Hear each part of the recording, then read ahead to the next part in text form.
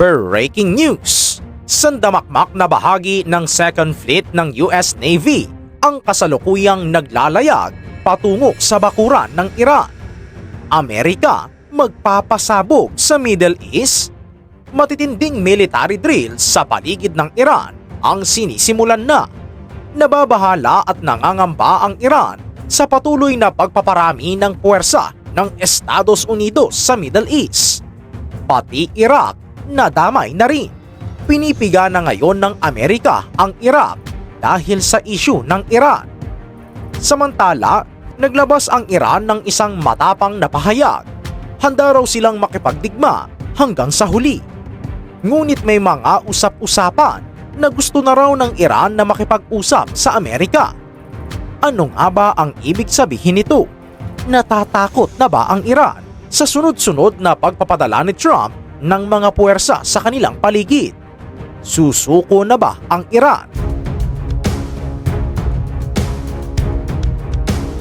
Mga kahistoryador, ang Amerika ay hindi lang basta nagpapadala ng sundalo. Nagpapadala sila ng mga carrier strike groups. Alam nyo ba kung ano ang ibig sabihin nito? Ito ay mga lumulutang na base militar na may dalang dose-dosenang fighter jets at mga missiles na kayang magpabagsak ng isang buong syudad sa loob ng ilang minuto. Ayon sa mga ulat, ang US military ay magpapasabog o magsasagawa ng tinatawag na show of strength sa Middle East. Hindi ito simpleng exercise lang. Ito ay isang malinaw na mensahe sa Iran at sa mga kaalyado nito. Ang deployment na ito ay naglalayong dagdagan ang pressure sa Iran. Pero bakit ngayon lang? Bakit ganito katindi ang build-up ng kanilang puwersa? Dahil dito, maraming eksperto ang nagsasabi na baka ito na ang simula ng isang malawakang operasyon. Samantala, sa bawat barko na dumarating ang Amerika, ang Iran naglabas din ng kanilang mga drone at missiles bilang sagot. Dahil dito, pumasok na sa tensyon ang bansang Turkey. Ayon sa kanila, isang malaking pagkakamali ang muling magsimula ng giyera sa rehiyon. Ayon pa, ang anumang pag-atake ng Amerika sa Iran ay magdudulot ng domino effect na hindi na mapipigilan. Babala ni Fidan, huwag nang dagdagan ang apoy sa isang lugar na sunog na. Pero mga kahistoryador, pakikinggan ba ng Amerika ang babalang ito ng Turkey? Sa tingin nyo ba ay titigil ang Washington sa kanilang plano dahil lang sa babala ng isang kapitbahay? Samantala, pansinin nyo ang nangyayari sa loob mismo ng Iran.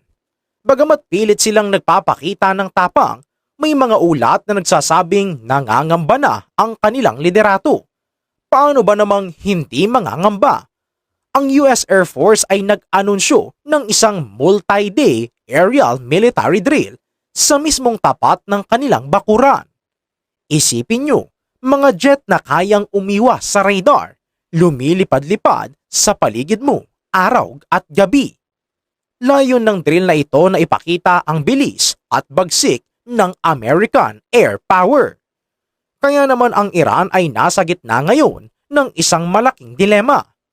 Haharap ba sila sa giyera na alam nilang mahirap manalo o maghahanap sila ng paraan para makaiwas sa gulo? Mga kahistoryador, may mga balitang nagsasabing gusto raw ng Iran ng dialogue. Oo, tama ang narinig nyo. Dialogue o pakikipag-usap. Ayon sa ilang sources, sinasabi ng Iran na bagamat handa silang makipaggyera, mas gusto pa rin nilang pag-usapan ang problema sa lamesa. Yes! Pero itinanggi naman ito ng ibang opisyal ng Iran. Sabi nila, wala raw silang kontak sa Amerika. Ano ba talaga ang totoo? Ito ba ay isang taktika para makakuha ng oras habang inihahanda ang kanilang mga depensa? O talagang natatakot lang sila sa kapasidad ng US military na pulbusin sila sa loob ng maikling panahon? Kaya naman tingnan natin ang aspeto ng pressure. Hindi lang sa dagat at hangin inaatake ng Amerika ang Iran. Pansinin nyo ang pressure na ibinibigay ng US sa mga bansa gaya ng Iraq. Pinipiga ng Amerika ang Iraq para putulin ang suporta sa mga militanteng grupo na kontrolado ng Iran. Dahil dito, lalong sumisikip ang mundo para sa Tehran. Samantala, ang gulo sa Gaza ay ginagamit din bilang pressure point. Ang Iran bilang pangunahing sumusuporta sa mga grupong laban sa Israel ay direktang tinatamaan kapag nagpapakita ng lakas ang Amerika sa rehiyon. Mga kahistoryador, alam niyo ba na ang bawat galaw na ito ay may epekto sa presyo ng langis sa buong mundo? Oo, dahil dito, hindi lang ang Iran at Amerika ang apektado. Tayong mga Pilipino, kasama tayo sa usaping ito. Kapag sumabog ang Middle East, sasabog din ang presyo ng gasolina. Kaya naman ang show of strength ng Amerika ay hindi lang basta military exercise. Ito ay isang geopolitical chess match kung saan ang bawat piyesa ay mahalaga. Samantala, ano naman ang sagot ng Iran sa mga drills na ito? Sabi nila, handa kami. Pero pansinin nyo ang tono ng kanilang pananalita. Mas madiin ang kanilang pagsasabi na dialogue remains the preferred option. Ibig sabihin, alam nila ang panganib. Alam nila na kapag bumitaw ng unang bomba ang Amerika, wala nang balikan ito. Kaya naman dahil dito, makikita natin ang isang klaseng diplomasya na punong-puno ng banta. Isang kamay ang nakahawak sa baril at ang isang kamay ay tila gustong makipagkamay. Ganyan ang nangyayari ngayon sa Iran. Ngayon, bakit nga ba nangangamba ang Iran kung handa naman daw sila? Alam nyo ba na ang kanilang ekonomiya ay hirap na dahil sa mga sanctions? Samantala, ang Amerika ay patuloy na nagpapalakas ng kanilang mga alyansa sa rehiyon. Ang Israel, ang mga Arab nations, lahat sila ay nakamasid. Kaya naman pakiramdam ng Iran ay naka-corner na sila. Ang kanilang pahayag na ready for war ay maaring isang paraan lang para hindi sila magmukhang mahina sa harap ng kanilang sariling mamamayan. Pero sa likod ng mga saradong pinto, baka nga totoo ang balitang naghahanap sila ng paraan para makipag-usap. Dahil dito, ang mundo ay naghihintay. May mga nagsasabi na ang susunod na ilang linggo ay kritikal na. Kung hindi magkakaroon ng matinong usapan ngayon, baka ang susunod nating balita ay tungkol na sa unang pagsabog. Ang Turkey ay patuloy na nagdarasal na sana ay huwag ituloy ng Amerika ang pag-atake. Sabi nga ni Fidan, hindi nakakayanin ng rehiyon ang isa pang malaking gyera.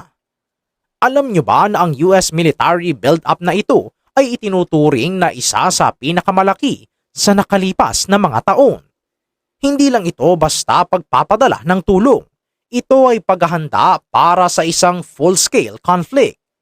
Kaya naman kahit sinabi ng Iran na handa sila, pero ang tanong, handa ba talaga sila sa lakas ng Amerika na kayang kontrolin ang hangin, dagat at maging ang cyberspace? Ang US ay hindi lang gagamit ng bomba, gagamit din sila ng mga electronic warfare para bulagin ang mga radar ng Iran. Kaya naman ang Iran ay dapat talagang mangamba. Kung totoo ngang makikipag-usap na ang Iran sa Amerika, talagang mahihirapan sila dito. Bakit? Alam nyo na kung ano ang kondisyon ng Amerika, di ba? Gusto nila na itigil na ng Iran ang paggawa ng nuclear weapons at itigil ang pagsuporta sa mga rebeldeng grupo. Ito ang dahilan kung bakit mahirap ang usapan. Dahil dito, ang magkabilang panig ay nananatiling matigas. Kaya naman ang military build-up ang nagsisilbing language nila sa ngayon. Kung hindi makuha sa salita, idadaan sa laki ng kanyon. Ang mga drills na ginagawa ng US Air Force ay tumatagal ng ilang araw. Hindi lang ito isang oras na palipad-lipad. Multi-day drills ito. Ibig sabihin, sinusubukan nila ang endurance ng kanilang mga piloto at ang koordinasyon ng kanilang mga armas. Dahil dito, lalong nababadtrip ang Iran. Marami ang nagpapayo na kumalma, pero sa laki ng mga armas na nakadeploy, mahirap nang pakalmahin ang sitwasyon. Ang pag-pressure ng Amerika sa Iraq ay naglalayong putulin ang mga supply lines ng Iran. Kung mawawalan ng access ang Iran sa Iraq, lalong hihina ang kanilang impluwensya sa rehiyon. Kaya naman ang labanan na ito ay hindi lang sa missiles, laban din ito sa impluwensya at kontrol sa teritoryo. Alam nyo ba na ang Amerika ay may mga base sa halos lahat ng bansa sa paligid ng Iran? Nakapalibot sila. Kaya naman ang Iran ay parang isang leyon na nakakulong sa hawla na pinalilibutan ng mga mangangaso. Ang Middle East ay muling nasa bingit ng panganib. Sa bawat segundo na tumitindi ang tensyon, ang posibilidad ng isang aksidente ay tumataas. Ang buong mundo ay kailangang maging alerto. Ang tanong mga kahistoryador, titigil ba ang Amerika sa pagpapadala ng fleets? O itutuloy nila ang plano hanggang sa mapilitan ang Iran na sumuko o lumaban? Tandaan, ang gyera ay walang tunay na nananalo. Pero sa mata ng kasaysayan, ang mas malakas at mas handa ang laging nangingibabaw. Ano ang masasabi nyo dito, mga kahistoryador? I-comment sa ibaba. Ano ang mga reaksyon nyo para malaman din namin? Maraming salamat!